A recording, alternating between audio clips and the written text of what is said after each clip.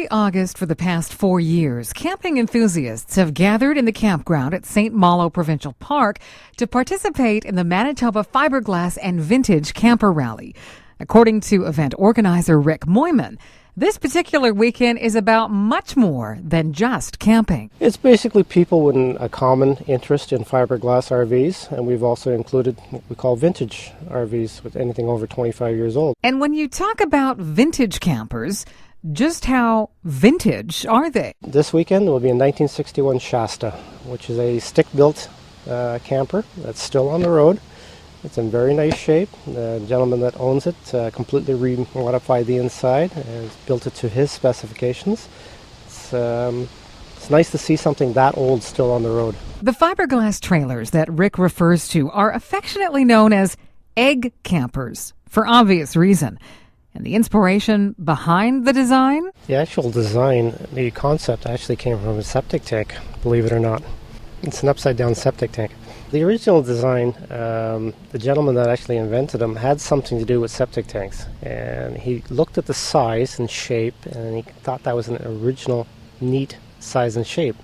So that's where the concept actually came from, what I understand. The man behind the Bowler fiberglass trailer was actually a Winnipeg man by the name of Ray Oleko. He was actually an inventor. He really didn't stay in any business very long. He got bored and just moved on to different businesses.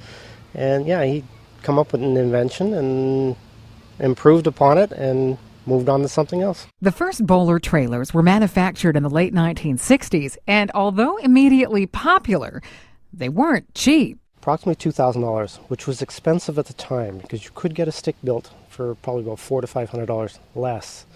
But the gentleman that actually built these to start with took one to one of the dealers, and with his hand he basically picked up the front end of the vehicle and walked it around a lot, indicating that it was a fairly light vehicle as opposed to the heavier stick-built units. And that's the attraction to them nowadays. They're light, easy to tow. The price of gas constantly going up. We still like to travel. We still like to come out to places like this. It doesn't cost a whole lot of gas. If you're looking to pick up a used Bowler on Kijiji, be prepared to crack open your wallet. The average asking price these days for a Bowler? I would say between $3,500 and I've seen them as high as $12,000. But these little fiberglass trailers have held their value for good reason. Because they don't deteriorate. The fiberglass will not fall apart on you. From the outside, it sure doesn't look like you'd be able to fit much more than yourselves and your luggage. But Rick says that the size of these little trailers really is deceiving. 10 feet long by 6 feet 2 inches wide. It's a very small footprint. But if you lay it out properly, you can get everything you want in there. Rick purchased his Bowler trailer just over a year ago. Actually, this one I picked up a week before the event last year. We drove all the way out to Fernie, BC to pick it up. 36 hours there and back, round trip. Now that is some serious Bowler dedication. Yes, and it was actually empty when I bought it. It was a bare shell. And he's packed a lot into his tiny little egg. The only thing that's original on this trailer is the outer shell and the one inside closet. Everything else is complete built. I've taken the kitchen, which used to be on the side. It's now moved to the front in an L-shaped kitchen.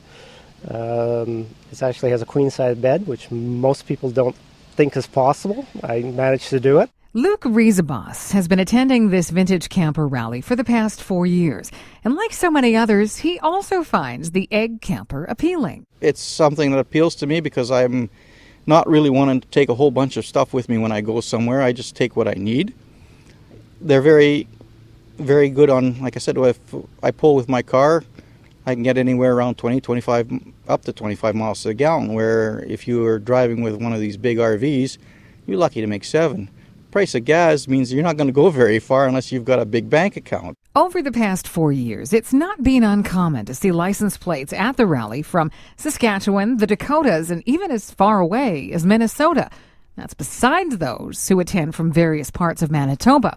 And aside from the common interest in the fiberglass trailer, the weekend event also offers a lot of opportunity for socializing. We have a lot of fun talking about different experiences, different places we've gone, different things we've seen, and we have a great time. And we all tour each other's trailers, see what kind of little modifications we've made, what we like in somebody's trailer, what might work in ours. It's just a lot of fun, just a lot of good company. It's a great time.